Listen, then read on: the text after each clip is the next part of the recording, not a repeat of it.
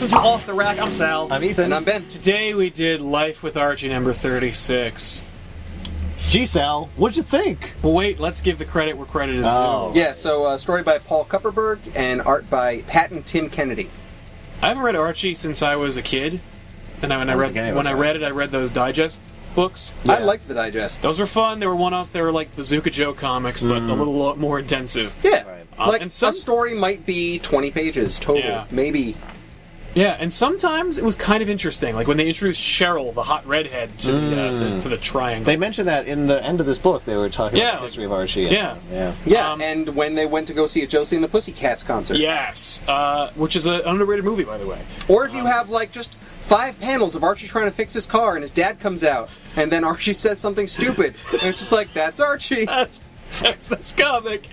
And then Archie is shoehorned into this stupid story about him sacrificing his life to save gay people. Or it's shoehorned into, like, My Life with Betty and My Life with Veronica, where it's just like, oh no, Archie married Betty and Archie married... I can't remember. Yes, the idea is that, like, there's 2 universes. Yeah, we can't have Archie just marry one of them in regular continuity, because then how will Archie live forever? So, we have him go down memory lane, and he goes down 2 different universes. That I don't mind. The idea of, like, showing a world where Archie grows up and gets married and, like, settles down, not a bad idea, I think. That's fine. Just the execution in this, and look, I don't read Archie's, and I picked it up because I was like, hey, it's the issue where Archie dies. Let's check it out. And especially because apparently there was a lot of buzz, there was a lot of big deals about it, so I was like, let's check it out. Everyone freaked out and just like, oh my god, they killed Archie. And I heard wonderful things about Afterlife with Archie, so I'm like, maybe it's carried over. Maybe there's a really, like, big seal of quality for Archie comics. And you know what? If you love Archie comics, then this is probably going to be a book for you, because it's very, very Archie.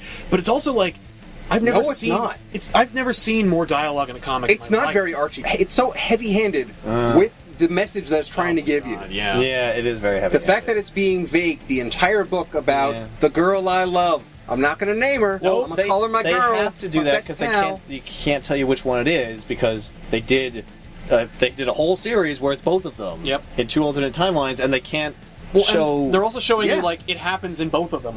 Yes. Like, no matter what he does, no matter who he marries, this is what happens. But they have to then go out of their way for him to not address her by name. So, like, there's no way not to show her do face. it and not show her face. Now, what do you guys think of the? I mean, like, it's silly to say, but, like, what do you guys think of the art? I mean, it's consistent with an Archie book. So that's at least good. I thought the thing is that Archie books haven't improved ever. Yeah. I mean, like... Well, they can't. It depends on who's drawing them. The Afterlife with Archie is drawn by someone who doesn't draw Archie books. And I've seen some Archie books drawn really differently and well. This is, like, a B-level Archie book. I will say, the incredibly early Archie comics, because they did show a little panel those are where great. He's like Bucktooth. I like that. And you're just like, whoa! To me, it was just boring. It was just boring. It's really boring. Really boring. You know what? I don't want to hear him talk about his life and how he got to that point, because all it is, well, I'm about to die, and when you're about to die, you see your life flash before your eyes. Yeah, that's kind of what it was like. Yeah, he was reminiscing. Yeah. He just happened to be doing it on the day that he was going to die. Right. It's crap. It's very American Beauty. You know what really should have happened? It should have been like his normal life and him going through a day, and he should have died in the beginning of the book. And then it should have been everyone dealing with the death of Archie for the rest of the comic. I'm sure that's what the next issue will be. Right. So how can there be another one? There is no Life with Archie. There is. There's number 37. It's right here. Life with Archie. But there is no more Life with Archie. Well, it's like Archie's 1 year later. dead. Didn't you read at the end of the book, there was next time on Archie, 1 year later. Yeah. Is he in it? No, he's dead. Well, he's in it, but it's like flashbacks. Well, that's crap. You know what? He's probably not even dead. Why? Because there's 2 times. They established that there's 2 different universes. And by the way, if you read the thing at the beginning, which was incomprehensible, but explained the story, there's a thing called a super collider, and someone's trying to merge the timelines. So there's 2 of them. So actually, maybe he didn't die in 2. Yeah. Maybe he only died in 1. And they're just showing you the ambiguity so that you don't really know. And in 3 years, it'll be like, well, he's still alive in the other timeline, so we'll just pick it up from there. Yeah. The message of this book is way overdone. By the way, the bus boy, really? Oh, he was the one? Spoilers. Yeah, wow.